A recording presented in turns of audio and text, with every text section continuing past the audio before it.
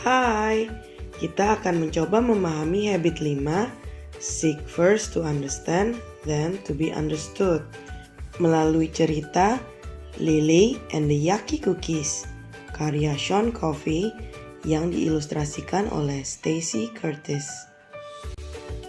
Yuk kita mulai ceritanya. Ketika itu, hari sedang hujan. Sebuah keluarga terdiri dari ayah, anak perempuan bernama Lily, dan seorang anak laki-laki bernama Stink sedang berada di dalam rumah mereka. Apakah hujan akan turun sepanjang hari, Ayah? Padahal aku ingin pergi bersama teman-teman ke kolam ikan. Jadi sekarang tidak ada yang bisa dikerjakan deh. Jangan bersedih, Nak. Kita bisa membuat kue.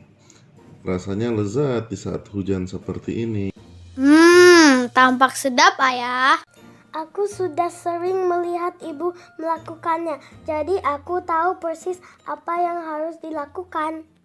Nah, yuk kita periksa resepnya untuk memastikan ya, Nak. Lalu, ayah membuka buku resep dan mulai membaca. Mula-mula, kamu harus mengaduk 2 cangkir tepung, setengah cangkir gula, dan Lily, kamu mendengarkan ayah bicara tidak? Ayah, aku tidak perlu resep karena aku tahu apa yang harus kulakukan. Lily, hati-hati, kamu bergerak terlalu cepat. Tenang ayah, kuenya pasti akan terlihat sempurna. Tak lama, kue pun selesai dipanggang. Lihat, Lily, matahari sudah nampak kembali. Sekarang kamu dapat pergi bersama teman-temanmu. Tetapi aku boleh ikut kan, Lily?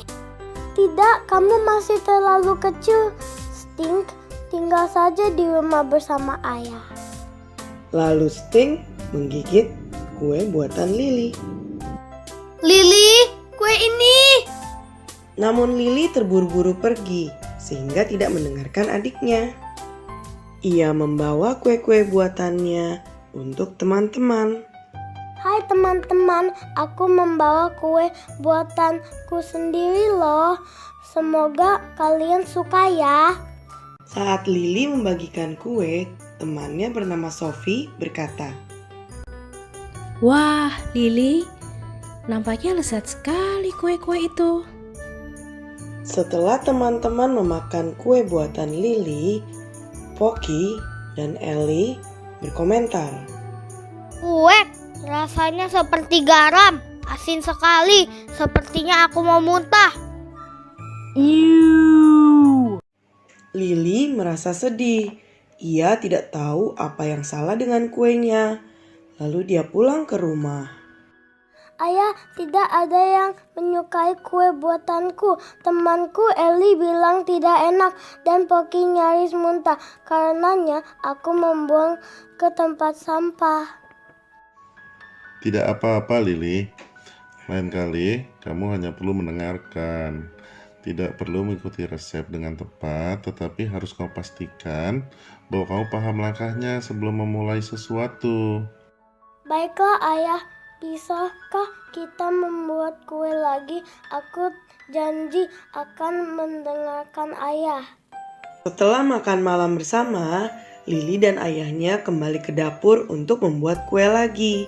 Kali ini Lily mendengarkan ayahnya ketika ayah membacakan resepnya. Sting juga turut membantu sambil memakan potongan-potongan coklat di atas meja dapur.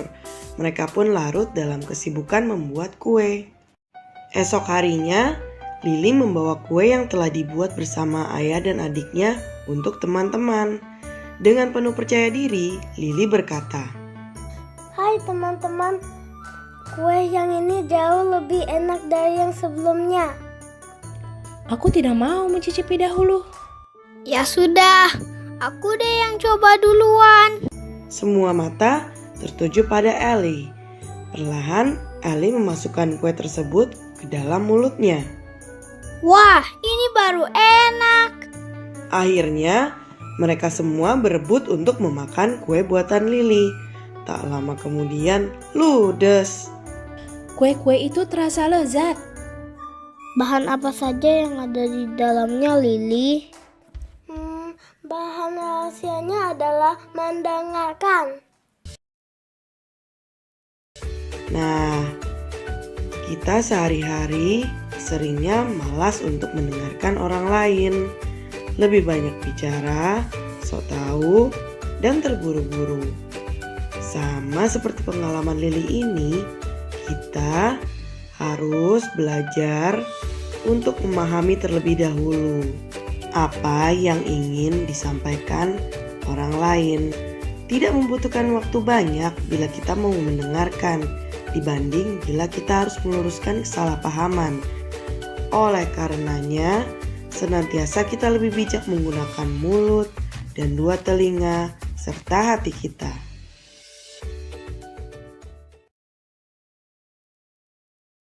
Sebagian besar kesalahan yang timbul dengan anak, pasangan, atau anggota keluarga bukanlah akibat dari niat yang buruk. Kita tidak melihat dengan jelas isi sanubari masing-masing. Jika seluruh anggota keluarga bisa membangun keterbukaan, lebih dari 90% kesulitan dan permasalahan bisa diselesaikan. Dalam habit kelima ini, seek first to understand, then to be understood, kita akan memahami.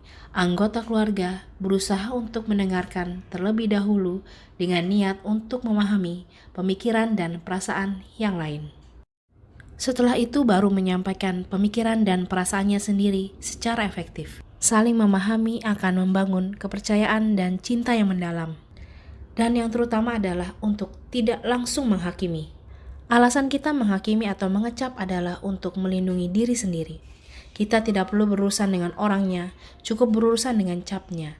Lagi pula, ketika tidak mengharapkan apa-apa, Anda tidak akan pernah kecewa. Kecenderungan menghakimi merupakan penghalang terbesar dari terjalinnya hubungan yang sehat. Maka dari itu, marilah kita menjadi pendengar dan penerjemah yang setia. Ada 5 jenis cara mendengarkan. Pertama, mengabaikan. Kedua, pura-pura mendengarkan.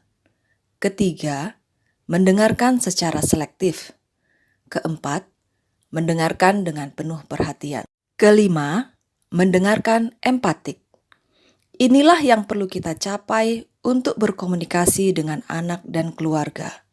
Mendengarkan dengan seksama untuk memasuki pikiran dan hati mereka.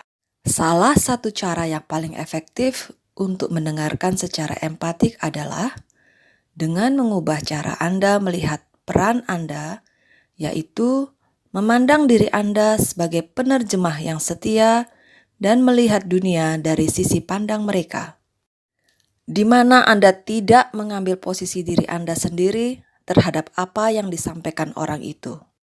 Bila Anda emosi, tekan tombol jeda dan keluar dari emosi itu. Cobalah untuk menyampaikan kembali inti dari apa yang disampaikan.